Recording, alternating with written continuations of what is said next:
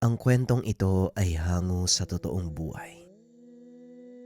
Mula ito sa isa nating kabayan na itago na lamang natin sa pangalang Efraim. Walang eksaktong taon. Probinsya ng Davao. Mukhang napapadalas ang pagpapatawag mo sa akin . Kaninong ulo ang gusto mong gumulong sa lupa? Wika ni Efraim. Eto ang larawan. Kilala siya sa mundong ito sa pangalang Emilio. Nagpupuslit sila ng mga kabataang dinadala sa kabilang dimensyon. Tugon ni Rodolfo. Normal na tao lang to . Ang lakas naman ng loob niya. Antingero ang taong yan. Nangungulekta ng mutya at mga gibat. Pero hindi siya nakukontento. Pinasok niya ang pandudukot ng kabataan. Kapalit nito ay ginto o hindi naman kaya malakas sa mutya. Depende sa kasunduan nila ng engkantong kausap.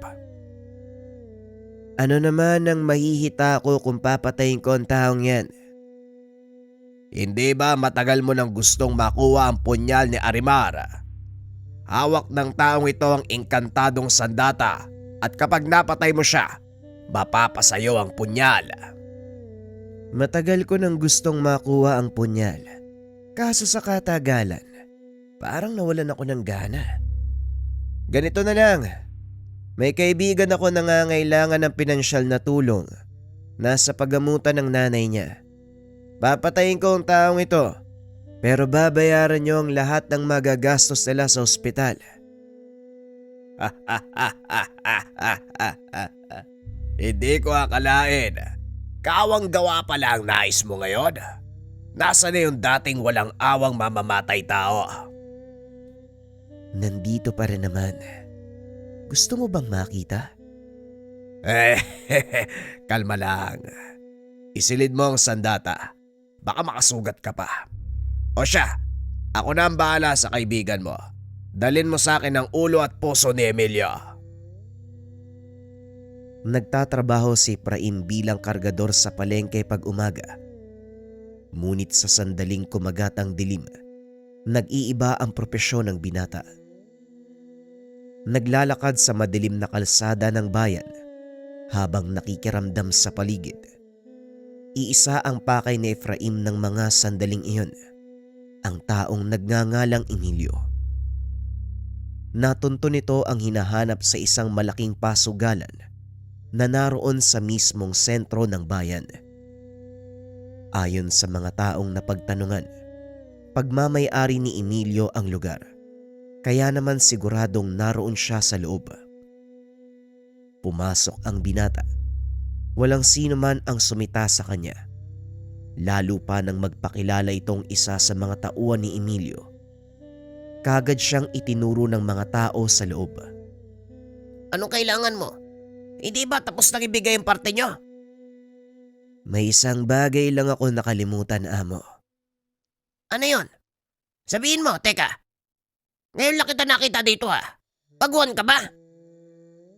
Ito ang una't huling makikita mo ko. Kaya namnamin mo ang bawat sandali. Nanlaki ang mga mata ni Emilio nang makita nito ang sandata ni Efraim. Yan ang patalim mula sa karit ni kabatayan. Hindi to maaari. Paano ka nakapasok sa teritoryo ko? Ano pagay mo sa akin? Napatayo ito sa mesa. Pilit na lumalayo kay Efraim. Bakay sa'yo ang puso at ulo mo. Pasensya na . Trabaho lang. Matapos magsalita, biglang nawala ang binata sa kinakatayuan. Nang muli itong lumitaw ay nasa likuran na siya ni Emilio. Pakiusap, huwag mo ko papatayin. Pagkano binayad sa'yo ng taong nagpapapatay sa akin? Tutublin ko. Ay, titriplin ko. Magandang alok sana. Kaso nakapirma ako ng kontrata . Hindi ako yung tipo ng taong sumisira sa napagkasunduan. Pasensya na . Sisigaw pa sana si Emilio nang biglang laslasin ni Efraim ang leeg nito. Bumulwak papunta sa kisame ang dugo. Nagkalat sa buong silid. Matapos maisagawa ang misyon, kagad siyang bumalik kay Rodolfo. Magaling ka talaga, Efraim. Ang lupit mo. Gaya ng napagkasunduan, haya ng ulo ni Emilio. Nagawa ko na ang parte ko. Ngayon tumupad ka sa pinangako mo. Kalma lang, ito naman. Kahit kailan talaga napakainit ang dugo mo. Ito ang resibo ng binayaran namin sa ospital. Pati mga gamot binili ko na. At ito para sa'yo. Nagpasalamat ang nagpautos. Sobra-sobra naman to. Pero salamat. Mauna na ako ha. Alam mo naman kung saan ako hahanapin, hindi ba? Oo, pero mukhang matagal na panahon na naman bago tayo magkita. May kailangan akong asikasuhin eh. Maliban na lang kung gusto mong sumama. Pansin ko kasi parang paulit-ulit na lang ang ginagawa mo eh. Ano ba ang gagawin mo? Baka naman lalo ako mabagot niyan. Sa palagay ko hindi ka mababagot. Masaya ang gagawin ko. Malaki ang bayad. Wala naman sigurong masama kung susubukan. Kailan ba ang alis mo? Bukas ng umaga. Kaya kung gusto mong sumama, muwi ka na. Magpahinga. Dadaanan kita bukas sa bahay mo. O sige, kita na lang tayo bukas. Matapos ang pag-uusap, umuwi na si Efraim. Naiwan sa lugar si Rodolfo. Pinagmamasdan ng binata habang naglalakad palayo. Mukhang malaki ang tiwala mo sa binatang yan. Nakikita ko rin sa kanya. Mukhang hindi siya basta-basta magpapatinag. Totoo ang sinabi mo, Pilipo. Maaasahan si Efraim. Matagal ko na siyang kilala. Masasabi kong kakaiba ang talento ng binatang yan pagdating sa pagpatay. Kung nakita mo ang ginawa niya kay Emilio, ay nako, magugulat ka talaga. Nasaksihan ko kung paano niyang gamitin ang punyal na kamatayan. Mabilis ding kumilos ang bata mo. Pero ang tanong, ubra ba siya sa mga antingerong tinutugis natin? Ikaw na din mismo makakasagot sa katanungan na yan. Kung napanood mo ang pagpatay niya kay Emilio, hindi mo na dapat ako tinatanong ng ganyan. Magkaiba ang sitwasyon, Rodolfo. Si Emilio wala nang nagawa dahil nasukol siya ng alaga mo. Pero ang mga antingerong kakarapin niyo, may pagkakataong lumaban at maaaring mas makapangyarihan kung ikukumpara sa inyo. Sa sandaling malagay kayo sa alanganin, may nakahanda ka bang plano? Parang hindi mo ako kilala, Pilipo. Sa tingin mo, tatagal ba ako sa ganitong trabaho kung makitid ang utak ko? Ako na ang bahala. Malinis ako magtrabaho. Sisiguraduhin kong walang maiiwang ebidensya. Aasahan kong sinabi mo, hindi ako magsasayang ng ginto para sa walang kwentang gawain. Pag-uusap ng dalawa. Kinabukasan maagang nagising si Efraim. Nakaupo ito sa kanilang bakuran habang nagkakape at inaantay si Rodolfo. Mukhang maagang lakad mo, iho. Saan ka ba pupunta? Napalingon si Efraim nang marinig ang boses ni Mang Nardo. Magandang umaga, Lo. May pupuntahan lang akong trabaho. Mawawala po siguro ako ng ilang araw. Malayo ang pupuntahan. Ganun ba? Wala namang kaso. Nandito naman ang kapatid mo. At isa pa, wala namang masyadong gawain sa bukid kaya ayos lang. Mag-iingat ka. Salamat po, Lolo. Nag-iwan din ho ako ng kaunting pera pang gastos nyo ni Jemar. Ay nako, hindi mo na kailangan mag-abala. Wala namang kaming bibilhin dito. Kung sakali lang po, Lo, mabuti nang may hawak kayo. Habang nag-uusap, dumating si Rodolfo. Kasama nito ang isa pang binata. Mukhang may bisita ka, iho. Papasok na muna ako sa bahay ha. nang makakain ng agahan? Mga kasama ko po sila sa trabaho, Lolo. Sige po, magpakabusog po kayo. Pumasok ang matanda sa loob ng tahanan. Nang masigurong walang nakikinig, ipinakilala ni Rodolfo ang kasama. Nga pala Efraim, eto si Moises, isa sa mga kasama natin. Moises, Efraim, siya yung sinasabi ko sa'yo. Ikinagagala kitang makilala ng personal. Palagi kang sinasabi sa akin ni Ka Rodolfo. Huwag ka masyadong maniwala sa taong yan. Puro kalokohan ang sasabihin yan. Ako din, kaibigan. Ikinagagala kitang makilala. Alam mo ba, matagal ko nang gustong makita ka na makipaglaban. Ang sabi nila magaling ka eh. Marami ka nang napatay. Hindi naman sa ganon. Katamtaman lang. Ano, Rodolfo? Hindi pa ba tayo aalis? Nainsulto si Moises sa sagot ni Efraim. Kaya naman bago kunin ang gamit, biglang hinawakan ni Moises ang braso ni Efraim. Totoo din ang sinabi nila, bastos kang kausap. Alisin mo ang kamay mo sa braso ko kung ayaw mong mahiwalayan sa katawan mo.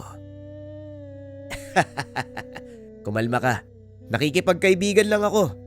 Huwag masyadong mainit dahil baka unang sabak mo palang sumuko ka na. Sisiguraduhin ko sa'yo na hindi mangyayari ang bagay na yon. Huwag ka lang haharang sa daraanan ko. Hindi kita sasantuin.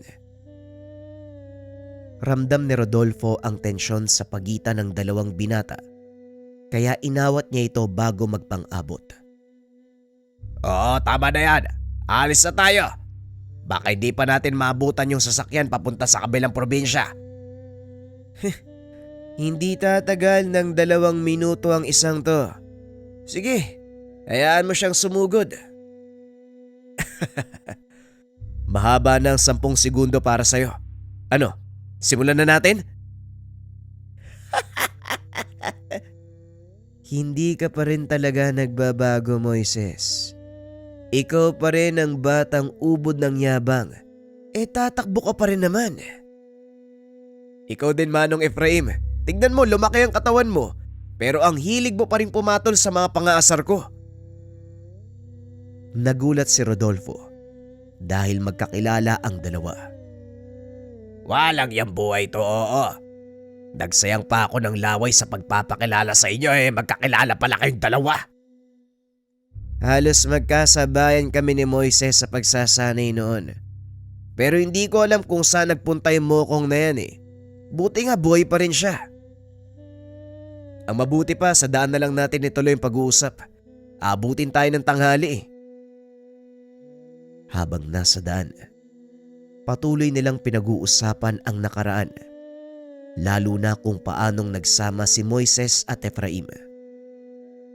Kasalukuyan silang nakasakay sa barko.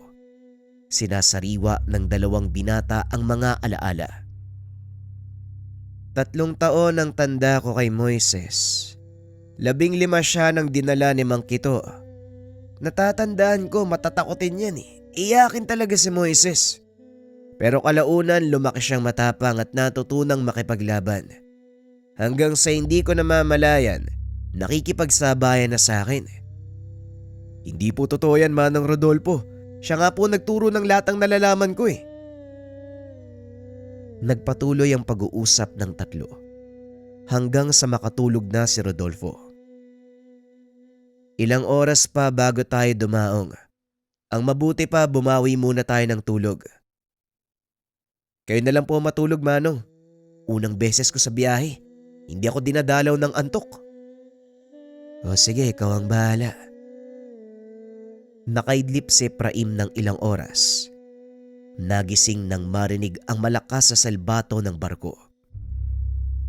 Nandito na tayo, Manong. Gumising na kayo. Dali-daling tumayo si Rodolfo at dumungaw sa bintana. Nandito na nga tayo. Makinig kang mabuti, Efraim. Ang lugar na pupuntahan natin ay pugad ng mga batikang antingero. Marami ang hahamon sa atin, kaya hanggat maaari umiwas ka. Sino ba ang pakay natin dito? Hindi ba sinabi sa'yo ni Manong Rodolfo? Ang mga antingero na nakatira sa lugar na ito ang pakay natin.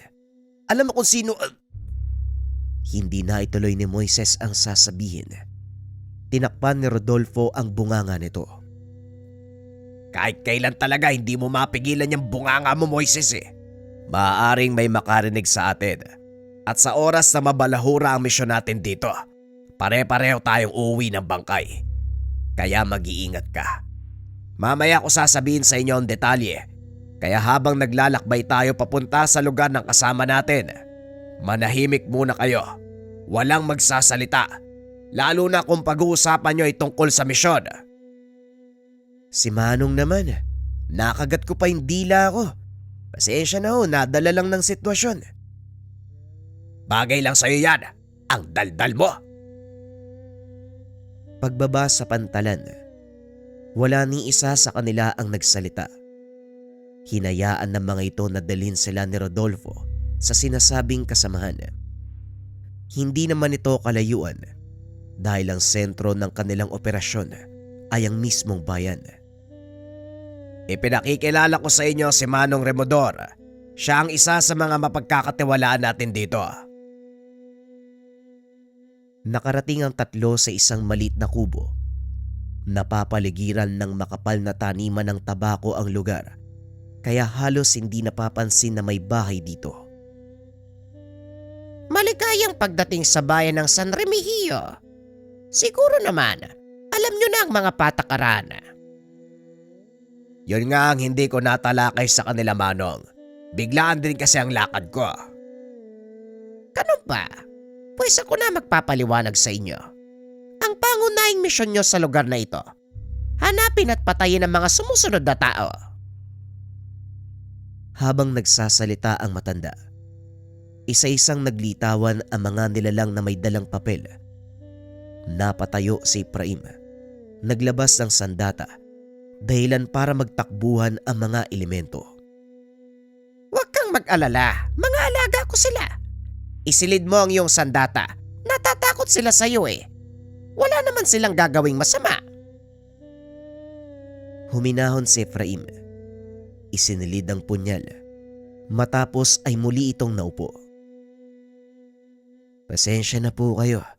Akala ko makakalaban eh. Mga minsahero sila ng aking kliyente. Pagmasdan niyo ang mga larawan sa papel na yan. Sila mga taong kailangan niyong hanapin. Perwisyo na sila sa ating kliyente. Marami sa kalahi nitong engkanto ang napatay ng mga taong yan dahil lang sa paghahagilap ng mutya. Batay sa sinasabi mo, engkanto ang nagpapapatay sa kanila. Ang nakakapagtaka, bakit hindi sila mismo ang gumawa ng paraan para maapula ang ganitong problema? Bakit kailangan nilang humingi ng tulong sa atin? Magandang katanungan. Kinakailangan ng mga engkanto ang serbisyo natin dahil hindi sila pwedeng sumira sa kasunduan. Ang gulo. May kasunduan sila sa mga antingero, tapos gusto nilang ipapatay. Oo, Efraim. Dahil ang mga taong yan mismo ang lumabag sa pinagkasunduan. Pinapatay nila ang mga engkantong nagkakalob ng mutya sa kanila sa takot na bawian sila ng mga ito at muling kunin ang mga mutya. Dahil sa gawaing iyon, unti-unting nauubos sa mga kalahi ng ating kliyente. Matagal na panahon na nila na iniinda ang ganitong problema. Sa madaling sabi, ang mga engkanto mismo ang naglagay ng sariling paa nila sa hukay. Pambihira. Akala ko tao lang ang gumagawa ng ganon. Tama ka, Efraim. Maging ang mga engkanto ay nakakagawa din ng maling desisyon. Pero huwag ka mag-alala dahil bayad ka sa gagawin mo. Kaya magpahinga muna kayo at mamayang gabi, iikutan natin ang pantalan. Doon maglalagi ang karamihan sa mga taong nakalista dito. Pag-uusap ng tatlo. Bago pa man tumuloy sa misyon si Rodolfo, pinag-aralan niya ang galaw ng mga taong nasa listahan. Isa-isa niya itong hinanap. Kinilala ang pag-uugali. Ipinaliwanag din ito sa mga kasama ang posibing lakas ng taglay ng mga antingero nang sa ganon alam nila ang gagawin kung sakaling magkaroon ng hindi inaasahang sagupaan. Habang nagpapahinga, inihanda ni Efraim ang mga sandata. Napansin naman ito ni Moises at hindi maiwasan ng binata ang magtanong. "Ang ganda ng punyal mo, Manong Efraim. Saan mo nakuha yan?" Nanlaki ang mga mata ni Moises habang nakatitig sa talim ng sandata. Mabilis namang tinakpan ni Efraim ang mga ito dahil nakikita niya na tila nilalamon ng punyal ang kamalayan ni Moises. "Pasensya ka na, pero hindi mo ito pwedeng titigan ng matagal. Maaaring kainin ng sandata ang kaluluwa mo. Nakuha ko ito sa isang inkantong nakalaban ko." "Oo nga, Manong. Parang hinihigop papasok sa punyal ng kaluluwa ko eh. Pero bakit ganun? Paano nangyari yun?" "Ang sandatang ito ay nagmula sa tinipak na talim ng karit ni kamatayan. Taglay pa din ito ang kakayahang kumuha ng mga kaluluwa. Kaya hindi ko basta-bastang inilalabas ang mga ito. Alam ko ang kwento ng karit ni kamatayan. Pero hindi ko akalain na makukuha mo yan. Isa yan sa pinakamalakas sa sandata, di ba?" "Tama ka. 7 ang sandatang ginawa para pangalagaan ang balanse ng mundo. At isa doon ang karit ni kamatayan. Eh ikaw, hindi ko pa nakikitang binunot mo ang sandata mo. Kagaya sa'yo, Manong, hindi ko pwedeng ipakita sa'yo ng basta-basta eh. Pero sige, dahil nakita ko na ang sandata mo, tignan mo ang dala kong sandata." Binunot ni Moises ang mahabang itak na nakasuksok sa tagiliran. Nagulat si Efraim dahil yon ay isa sa 7 sandata ng mga bathala, ang kris ni Apo Adlaw. "Ako naman ang magtatanong sa'yo, paano mong nakuha ang ganyang uri ng sandata?" "Mahabang pagpapaliwanag, Manong. Pero kung hindi ka pa inaantok, papaliwanag ko sa'yo." "Ay nako, hindi na. Parang pipikit na yung mata ko eh, bukas na lang siguro." Napangiti na lang si Moises dahil alam nito sa mga ganong sitwasyon. Wala nang gana sa pakikinig si Efraim. Kinabukasan madaling araw pa lang, lumakad na papunta sa pantalan ng 3. Pasensya na kayo kung masyadong maaga ang gising natin ha. Ganitong oras nagpapakita ang mga hinahanap nating tao. Karamihan sa kanila nagtatrabaho bilang kargador at ito rin ang gagamitin natin bilang balat kayo. "Para saan pa? Hindi ba natukoy mo na sila? Bakit pa tayo magbabalat kayo?" Oo, natukoy natin sila pero syempre, hindi ako kikilos ng walang sapat na pruweba. Maaaring natukoy lang sila batay sa mga salita pero walang aktwal na pangyayari ang makakapagpatunay ng ginawa nilang krimen at ito ang kailangan nating alamin. Ay nako, malaking trabaho pala to. Bakit hindi na lang natin patayin? Tutal yan naman ang pakay natin dito, 'di ba? Ano pa ang pakialam natin kung totoo o hindi ang paratang sa kanila? Minarkan na sila ng mga engkanto. Para sa akin, sapat ng dahilan yun. Alalahanin mo, Efraim, tao pa din sila. Kahit ano pa man ang nagawang kasalanan, kailangan pa rin natin timbangin ang mga bagay-bagay bago tayo gumawa ng hakbang laban sa kanila. Maaaring magresulta na mas malaking gulo kung sakaling magkamali tayo. Ay, kayo ang bahala, basta ako. Mag-aantay lang ako kung anong iutos nyo. Total, kayo naman yung mas nakakaalam. Mas mabuti ngang ganun ang gawin mo kaysa makipagtalo pa ako sa iyo. Mag-antay ka ng hudyat mula sa akin. Pag-uusap ng dalawa. Matapos ay nag-ikot ang mga ito sa pantalan. Naiwan si Moises sa isang tindahan para magkape. Lingid sa kalaman nila Efraim, may nakatunog sa kanilang pakay. Tahimik na humihigop ng kape si Moises nang bigla siyang lapitan ng isang matipunong lalaki, tinatayang nasa 30 taong gulang. Bago ka lang ba dito? Bungad lang lalaki. Inilapag ng binata ang tasa at tinitigan siya. Bago lang ako dito eh. Ang totoo, kahapon lang ako dumating. May problema ba? Napangiti ang lalaki. Hinawakan sa balikat si Moises. Akmang magsasalita pa sana ito nang biglang tumalsik ang kamay palabas ng bintana. Napasigaw ang lalaki sa sobrang sakit. Dahil sa gulat tumakbo ang mga tao. Napansin naman nila Rodolfo ang kaguluhan. Nagmumula iyon sa kinaroroonan ni Moises. Dali-daling tumakbo ang mga ito. Nakita ang putol na braso sa labas ng kapihan. Pambira naman oh. Bakit bang iinit ang mga ulo nyo, Moises? Ano bang nangyari dito? Pasensya na po, Manong. Pinagtangka ng taong to yung buhay ko eh, kaya inunahan ko na. Tinignan ni Rodolfo ang itsura ng lalaki. Nakita nitong isa sa mga hinahanap nila ang nakabangga ng binata.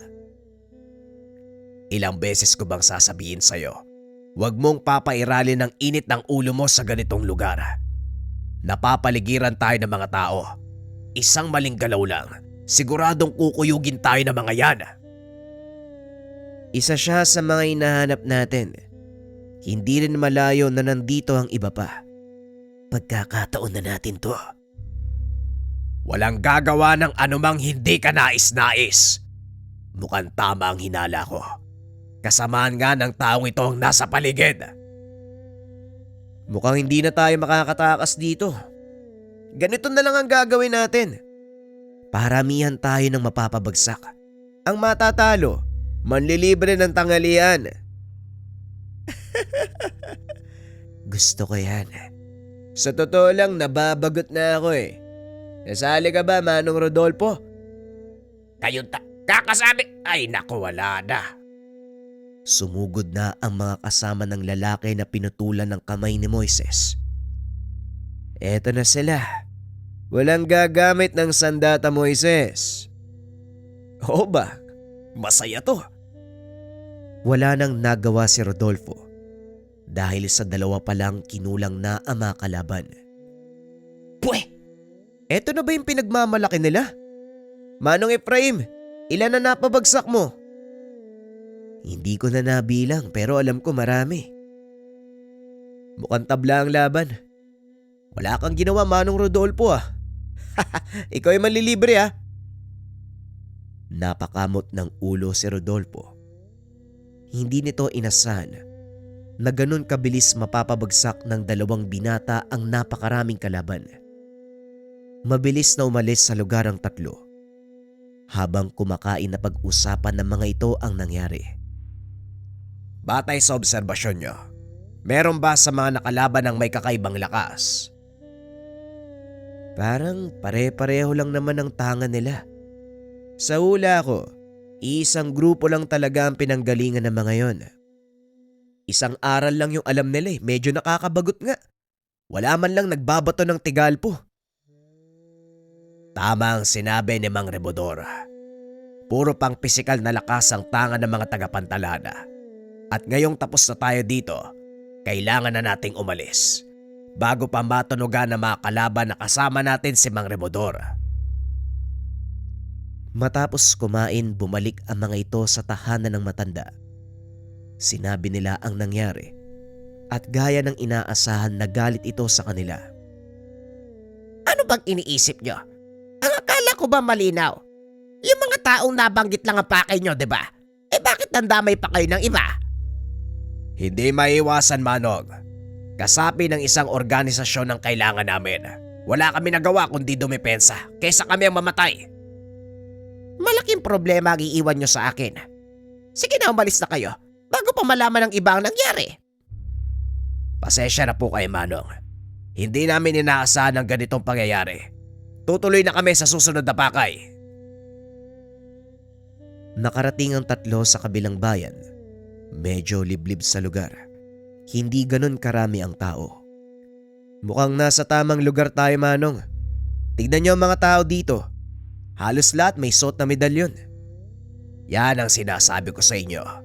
Hindi lahat ng nakasuot ng medalyon mga antingero. Karamihan sa kanila nagsusuot lang bilang pangontra. Minsan ang totoong antingero, walang suot na kahit ano. Habang naglalakad, pinagtitinginan sila ng mga tao at sa gawing dulo, sinalubong sila ng pangkat ng mga nakakatanda. Magandang hapon sa inyo. Mukhang baguhan kayo sa baryong to ah. Maaari ba naming malaman kung anong pakay nyo? Wika ng matanda. Nagtinginan ang tatlo. Inaantay kung sino ang magsasalita. Magandang hapon po. Napadaan lang po kami naghahanap ng matutuluyan. Bibihira ang mga taong napapadpad sa lugar na ito. Kaya wala masyadong nag-aalok ng matutuluyan. Pero kung sanay kayong matulog sa munting kubo, meron ako. Ang pangalan ko pala ay Emong, isa sa mga nakakatanda sa baryong ito. Ang pangalan ko naman po ay Rodolfo. Kahit munting bubong na masisilungan, ayos na po yun sa amin. Sanay po kami matulog kahit sa lapag. Nakikita ko nga sa mga ayos nyo. Siguro mga maangaso kayo. Maraming panahon na rin na walang dumadayo sa lugar na ito para mangaso. Tama nga ho kayo. Mangaso po kami. Napag-alaman naming may malalaking baboy ramo sa kagubatan malapit sa lugar na ito. Kaya kung maaari sana, dito kami magpapalipas ng gabi. Sa totoo lang, matagal na namin problema mga baboy ramo. Sinisira yung mga pananim eh. Mabuti kung pangangaso ang pakay nyo, pero teka, bakit wala kayong dalang barel? Hindi po kasi kami gumagamit ng baril. Kaya ho wala kaming dala. Tama po ang kasama ko. Mas gusto namin gumamit ng patibong kaysa barel. Ganun ba? O siya mga kasama, ako nang bahala sa panauhin natin. Rodolfo, sumunod kayo sa akin. Wika ng matanda sa mga kasama nito. Matapos ay dinala si na Rodolfo sa isang maliit na kubo na nasa likod ng kanyang tahanan. Hindi naman pala masama eh.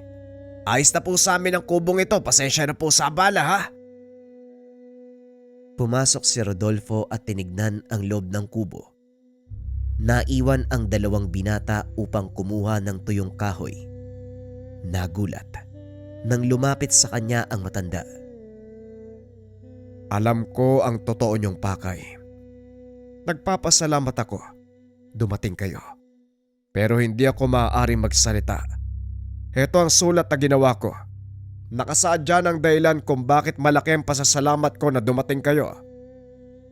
Saktong pagkatapos magsalita ng matanda, dumating ang isang lalaki na may mahabang buhok. Mukhang may bisita kayo, Mang Emong.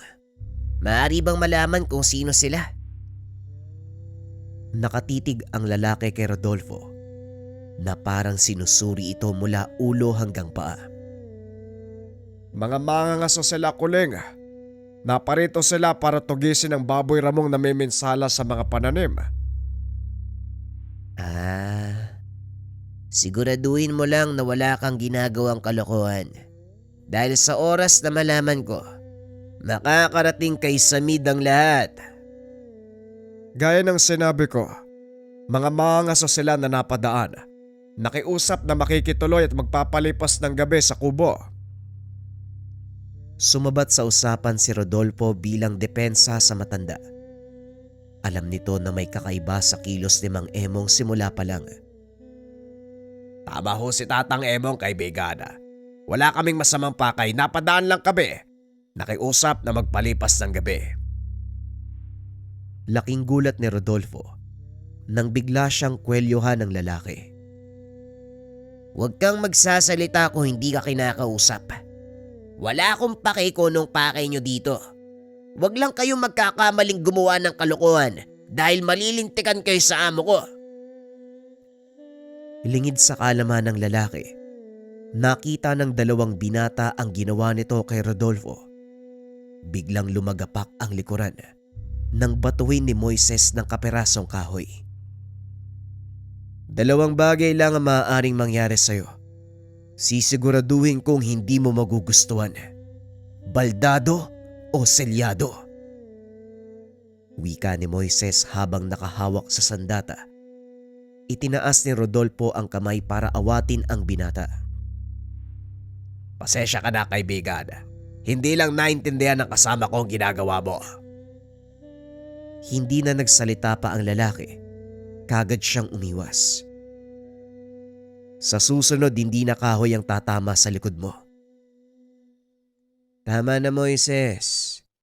Hindi tayo dapat mahalata. Kaya iwasan mo magpakita ng totoo mong kakayahan. Pasensya na, Manong Efraim. Hindi ko lang matim na inaapi si Manong Rodolfo eh.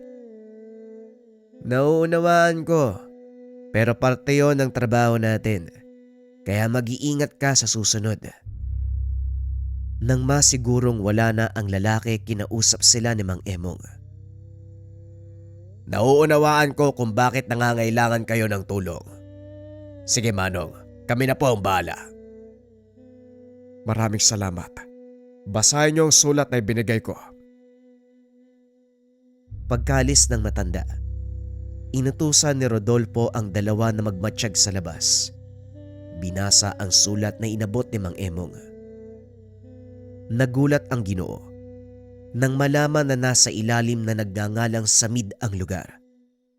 Isang malakas na antengerong bandido.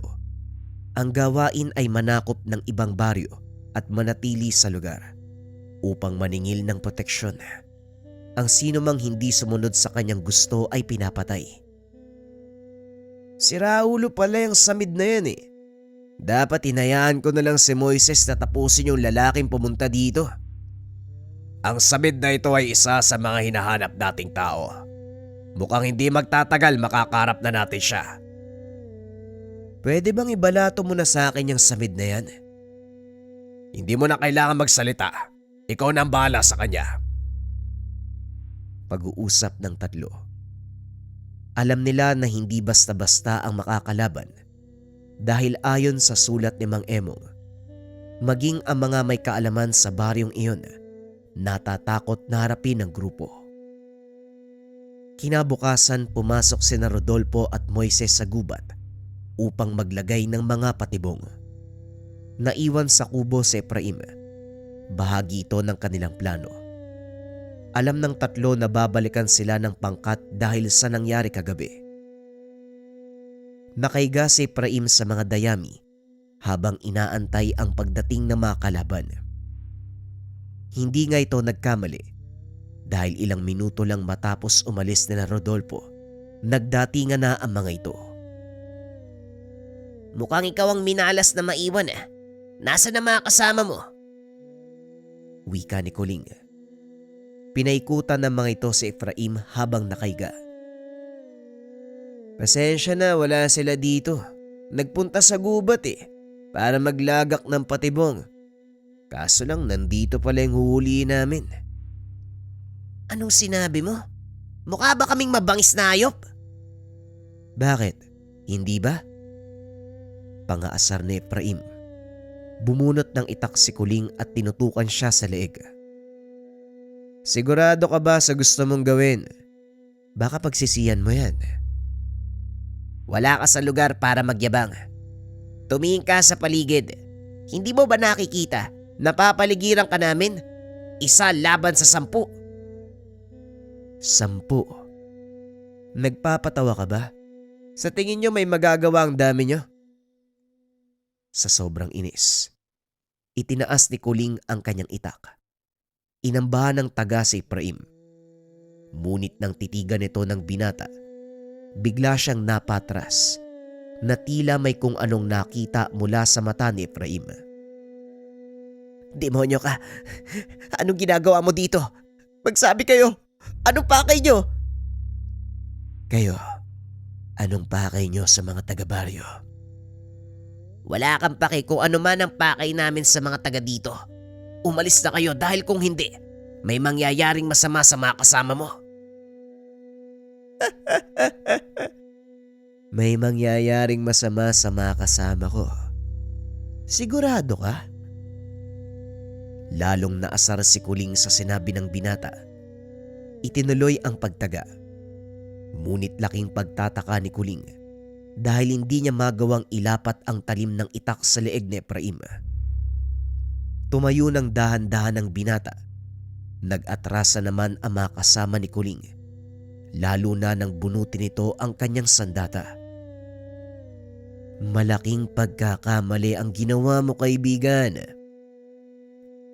Wika ni Efraim sabay wasiwas ng sandata. Hindi na nagawang kumilos ni Kuling. Binatawan na lang nito ang kanyang sandata. Tuluyang bumagsak sa lupa ng walang malay.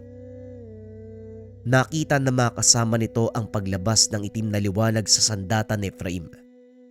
Nang makitang hindi na gumagalaw si Kuling, nagsipagsugod ang mga ito. Ay nako, imbis na tumakbo, eto kayo. Sinasayang ang buhay na parang baliwala lang. Muling winasiwas ni Efraim ang sandata. Isa-isang nagtumbahan ang mga kasamahan ni Kuling. Hindi niya pinatay ang mga ito. Maging si Kuling ay nawalan lang din ng malay. Hinila ni Efraim sa kwelyo ng damit si Kuling. Ilang ulit na sinampal upang magising. Sabihin mo sa amo mo, aantayin ko siya sa gitna ng baryo. Kapag hindi siya dumating, isa lang ang ibig sabihin. Isang malaking duwag ang tinatawag yung pinuno. Pagbabayaran mo ang pang-iinsulto sa pinuno namin. Iparating mo sa kanya ang sinabi ko. Matapos itong sabihin, muling nahiga si Efraim sa dayami. Dali-daling nagpulasan sina Kuling at mga kasama. Samantalang sa kagubatan, nakaharap nila Rodolfo ang isa sa mga tauhan ni Samid. Napakaraming lamok dito. Ano ba kasing ginagawa natin dito, Manong? May inaantay lang kaya kumalma ka. Alam ko nababagot ka na. Kanina pa, Manong. Ang init dito sa loob ng gubat, malamok pa. Swerte ni Manong Efraim, nandun lang siya sa kubo Nakita niya na naglalakad papunta sa kanilang direksyon ang isang matipunong lalaki. Huminto ito sa paglalakad. Dumampot ng kapirasong patpat, sabay hagis sa ginawang patibong nila Rodolfo. Alam kong nandyan kayo sa paligid. Bakit hindi kayo magpakita nang masimulan natin ang laro? Tumayo si na Rodolfo at lumabas sa pinagtataguan. Nagkakamot ng ulo si Moises. Hindi nito inasahan na napakatalas ng pandama ng taong iyon. Matalas ang pang-amoy mo ah. Sa palagay ko maangaso ka. Tama ka. Pero nahalata kung sinadya mo ang paglalagay ng patibong sa kung saan madali kong makikita. Nangangahulugan lang. Inaasahan mo ang pagdating ko. Diyan ka nagkakamali. Nagbabakasakali kami na may mahulog na baboy ramo sa aming patibong. Pero mukhang kami ang nabitag. Mabuti at alam nyo. Para kayo nagpatiwakal. Simula nang makialam kayo sa problema ng mga tao sa baryo, lumabas na lang sana kayo at hindi nakialam. Hindi pa sana kayo mamamatay. Pasensya ka na. May pagka-atribido kasi ko eh. Isa pa trabaho lang. Kailangan ko kasing mabuhay eh. Ganon din kami. Pero kung haharang ka sa daanan namin, ituturing kitang kalaban. Ayos ah. Mabait ka pala sa lagay na yan. Pasensya na ha. Pero hindi yan ang tingin ng kasama ko sa'yo. Nilingon nito si Moises, na noon ay nakangiti ng nakakaloko. Bumunot ng sandata ang binata. Sinugod ang kalaban. Tinaga ito ni Moises sa leeg, ngunit parang tumalbog lang ang talim ng sandata. Aba ayos ah. Haring bakal ka? Masaya to. Muling isinuksok ni Moises ang sandata sa sisidlan. Inihagis ito kay Rodolfo. Gagawin mo talaga akong tagahawak. Huwag ka nang magreklamo, Manong. Wala ka namang magagawa eh. Wika ni Moises. Matapos ay muli itong sumugod. Sa pagkakataong iyon, kamao sa kamao ang naging labanan. Kung hindi nyo na itatanong, may kakayahang mula sa mutya ng ngipin ng kalabaw si Moises. Ito ang pinagkukunan niya ng kakaibang lakas. Idagdag mo pa ang pangil ng kidlat na nakabaon sa binti nito na siyang nagbibigay ng ibayong liksi at bilis sa pagkilos. Gamit naman ang mutya ng marindagit, nagagawang paglinawin ni Moises ang kanyang isipan. Nakakagawa ito ng pasya sa mga alanganing sitwasyon. Sunod-sunod na atake ang tinanggap ng kalaban. Nung una hindi nito ramdam ang tindi ng mga suntok ng binata. Ngunit bandang kalagitnaan, tila unti-unting nanghina ang depensa nito. Mahusay ka magbalanse ng kakayahan, ha? Magaling ang nagturo sa'yo. Oo naman, at sa mga oras na to, siguradong pinupulbos niya ang pinuno nyo. Samantala, balik tayo sa kubong tinutuloyan ng tatlo.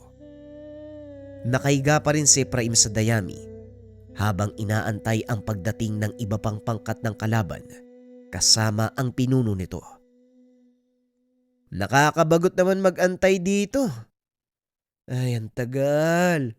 Bitin na bitin ako eh. Puntahan ko na lang kaya si... Kasama ka ba ng taong nanggugulo sa baryong ito? Napangiti si Efraim nang maramdaman ang boses ng lalaki, maging ang puwersa nito. Sa wakas, dumating ka na din. Hindi na ako mababagot. Alam niyo ba kung anong pinasok niyong gulo? Teritoryo ko ang lugar na ito at nasa ilalim ng aking proteksyon. Sino mang manggulo, makakatikim ng matinding parusa. Tumawa ng malakas si Efraim na parang iniinsulto ang pangkat ng kalaban.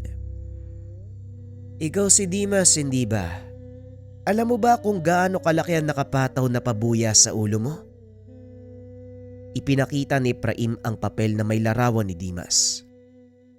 Normal lang siguro sa isang bandido na hanapin ng otoridad, hindi ba?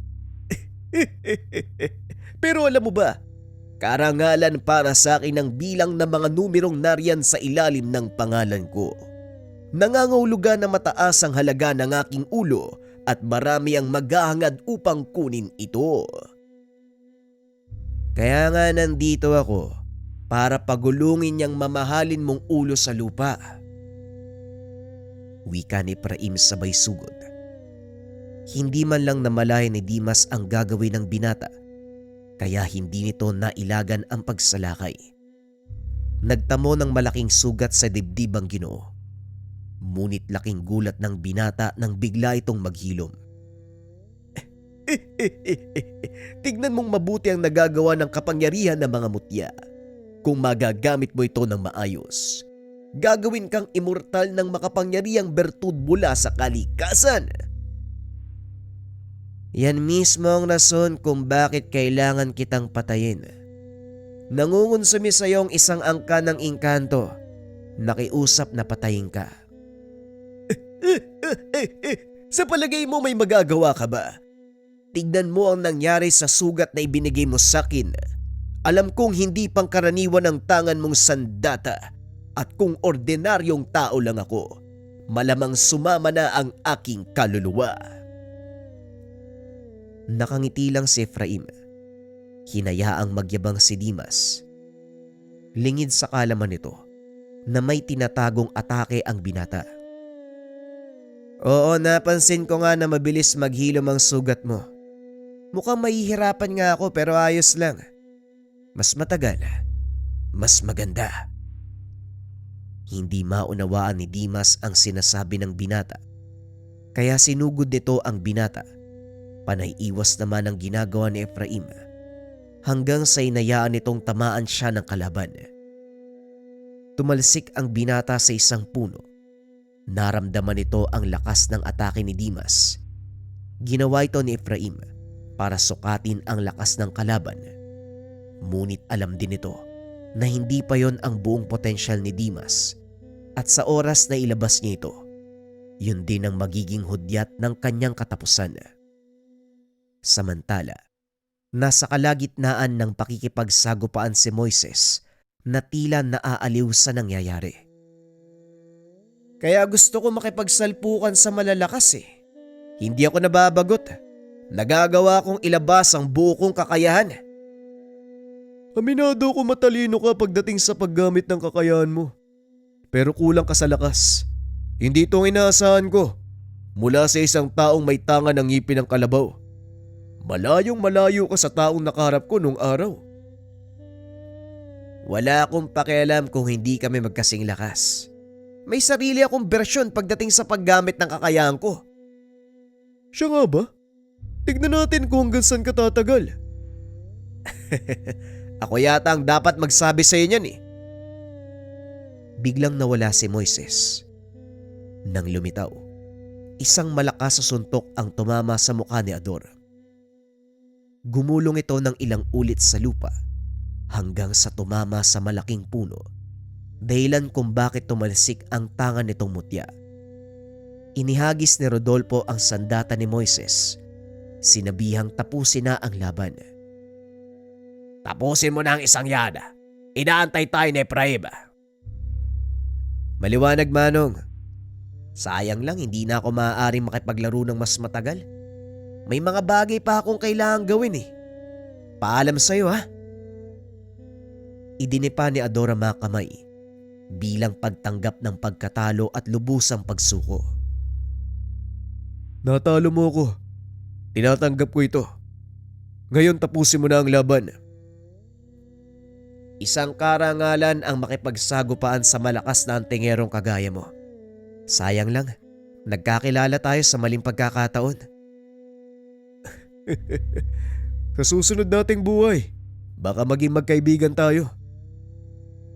Yan din ang hinihiling ko. Pero sa ngayon kaibigan, paalam.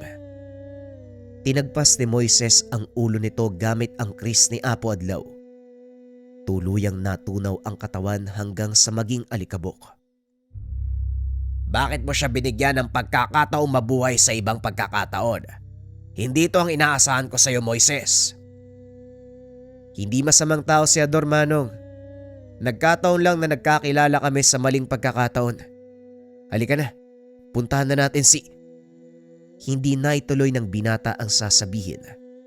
Nakarinig ng malakas na kalabog mula sa kinaroroonan ni Efraim.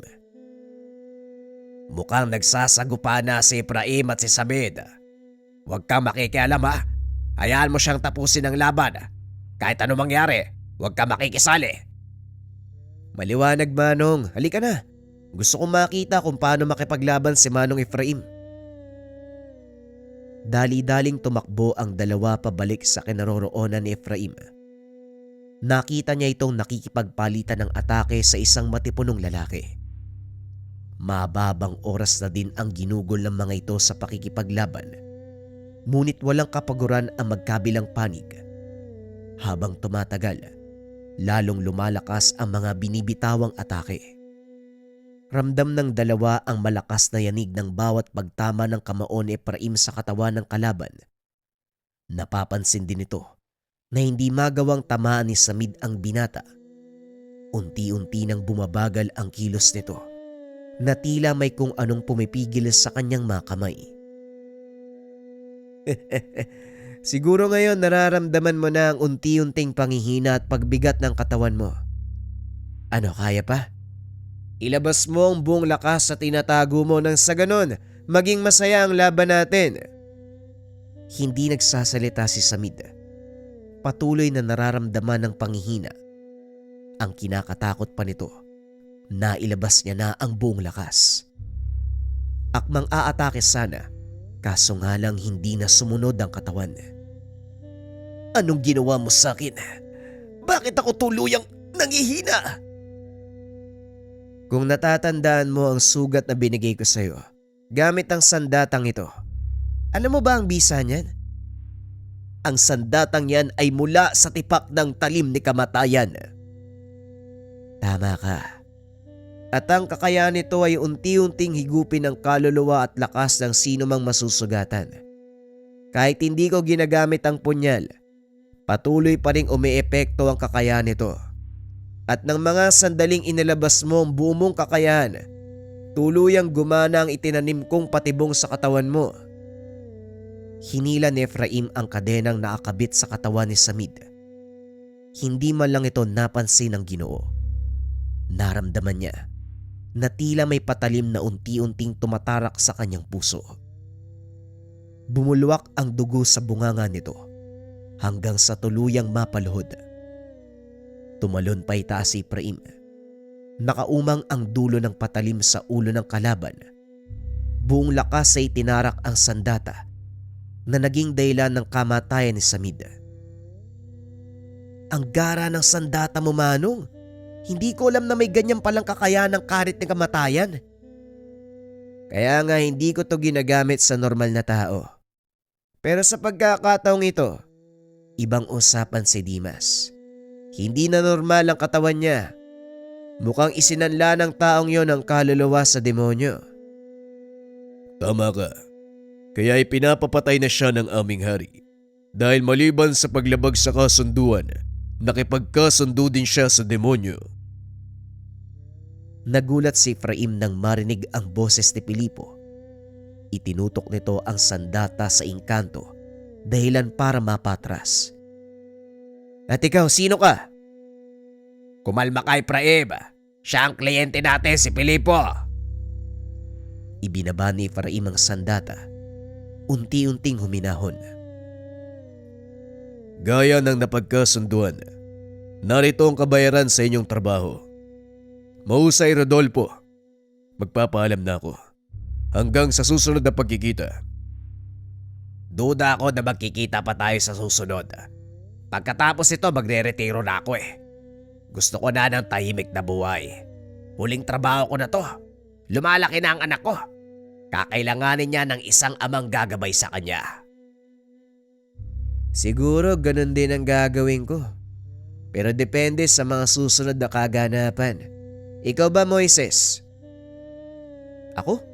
Itutuloy ko ang pagiging manunugis. Wala naman ako maisip na gagawin eh. Ito na ang nakagisnan kong buhay at hindi na yan mawawala sa dugo ko. Pag-uusap ng tatlo. Gaya ng sinabi ni Rodolfo, nang makauwi sa kanilang bayan ay nagretiro ang Ginoo. Lumayo na kasama ang mag-ina. Samantalang si Efraim ay nanatili sa baryo, nagpundar ng sariling lupang sakahan ng binata, piniling mamuhay ng simple. Si Moises naman, ipinagpatuloy ang pagiging manunugis. Paminsan-minsan dumadalaw ito kay Efraim upang makipag-inuman. Nananatili ng ilang araw at muling aalis. Sa kabila ng pagiging simpleng mamamayan, hindi pa rin naalis kay Efraim ang kanyang kakayahan. Sa tuwing may nakikita itong mali, lalo na sa mga taong may kaalaman sa lihim na karunungan, na ginagamit ang kaalaman upang manglamang ng kapwa, pinapatawan niya ito ng parusa. Kalaunan, unti-unting naging matunog ang ginagawa ng binata, ngunit hindi ito nakilala dahil sa tuwing lalabas si Efraim, nakatakip ang mukha nito.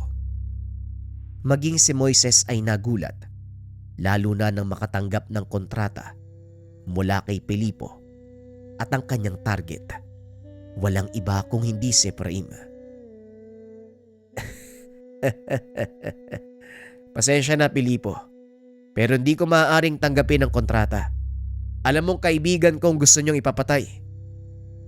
Kung hindi mo tatanggapin ang trabaho, kukuha ako ng iba at ganun din ang mangyayari. Mamamatay si Efraim sa ayaw at sa gusto mo. Bahala ka kung anong gusto mong gawin pero sasabihin ko sa'yo, hindi ako tutunganga at hahayaang patayin niyo ang kaibigan ko. Pagsisisiyan mo ang pagkalaban sa aming mga engkanto. Wala akong pakialam sa inyo. Hindi niyo kami alipin at sa oras na may gawin kayong hindi namin magugustuhan, isang bagay lang ang sisiguraduhin ko. Uubusin ko ang lahi niyo. Pagbabanta ni Moises. Matapos ay umalis na si Pilipo. Dali-daling pinuntahan ng binata si Efraim. Halos gumuho ang mundo nang makitang nakasabit na ang bangkay ng kaibigan sa puno. Tadtad ng sugat ang katawan at wala ng buhay. Nakatayo sa paanan nito ang isang pamilyar na lalaki. Nakatitig kay Moises ng nakakaloko habang nakangiti. Hawak din ng lalaki ang sandata ni Efraim. Pasensya na, Moises. Trabaho lang. Hindi nakakilos si Moises sa kinakatayuan. Hindi to makapaniwala. Pinatay ng taong minsang pinagkatiwalaan ang kaisa-isa niyang kaibigan. Nakaupo lang ang binata habang pinagmamasdan ang nakasabit na katawan ni Efraim. Bakit ka nila tinraidor? Matapos ang lahat ng ginawa mo para sa kanila, ito pa ang ibabalik ng mga engkanto. Humanda sila. Hindi ako titigil hanggat hindi nauubos ang lahi nila. Tinugis ni Moises ang lahat ng mga antingero na may kaugnayan kay Pilipo. Pinagpapapatay hanggang sa matunton ang mismong pinagtataguan ng engkanto. Bilang paghihiganti, walang pagdadalawang isip na pinatay si Pilipo. Sinabit ang ulo sa puno. Samantalang si Rodolfo, kusang sumuko kay Moises. Hindi kinaya ng konsensya ang ginawang pagpatay kay Efraim. Patawarin mo ako, Moises. Kinailangan kong gawin ang bagay na yon dahil nanganib ang buhay ng anak ko. Kailangan ng pera para ipagamot.